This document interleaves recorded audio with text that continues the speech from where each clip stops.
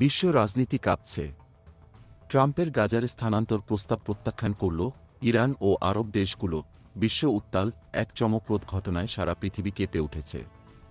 মার্কিন president Donald ট্রাম্পের গাজার বাসিন্দাদের স্থানান্তরের আলোচিত প্রস্তাব একেবারে নাকচ করে দিয়েছে ইরান। অবিশ্বাস্য। 2024 সালের 3 ফেব্রুয়ারি ইরান স্পষ্ট জানিয়ে দিয়েছে, গাজার ভবিষ্যৎ নির্ধারণের অধিকার কেবল ফিলিস্তিনিদের, বাইরের কোনো শক্তির নয়। এই ঘোষণা যেন বিশ্ব রাজনীতির মঞ্চে একটি শক্তিশালী ভূমিকম্পের মতো। এখন গাজার সংকট শুধুমাত্র একটি স্থানীয় সমস্যা নয়, এটি এক বিপুল আন্তর্জাতিক রাজনৈতিক লড়াইয়ের আকার নিয়েছে। ইরান বলছে, মিশর এবং জর্ডানে গাজার বাসিন্দাদের স্থানান্তরে ট্রাম্পের প্রস্তাব একেবারে অগ্রহণযোগ্য।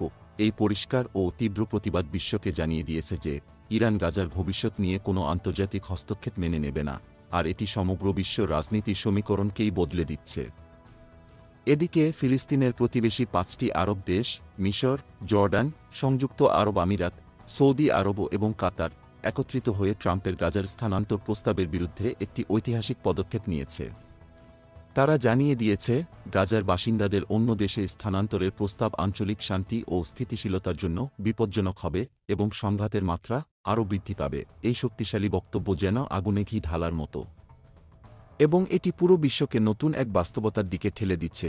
তবে ঘটনাটি এখানেই শেষ হয়নি।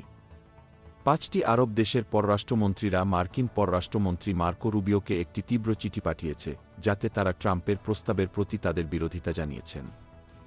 আর সবচেয়ে বড় চমক, ফিলিস্তিনের প্রেসিডেন্টের উপদেষ্টা হুসেইন আল শেখও এই চিঠিতে সই করেছেন, যা পুরো ঘটনাটিকে আরও জোরালো এবং বিশ্বব্যাপী আলোচিত করে তুলেছে। বিশ্ব এখন সজাগ। এই উত্তেজনা কি এক নতুন বৈশ্বিক সংঘাতের দিকে এগিয়ে নিয়ে যাবে? গাজার ভবিষ্যৎ কি এক বিপ্লবী পরিবর্তনের মুখোমুখি হতে চলেছে? সবকিছু এখন অন্ধকারে ডুবে গেছে, এবং পরবর্তী পদক্ষেপের জন্য পুরো পৃথিবী অপেক্ষা করছে।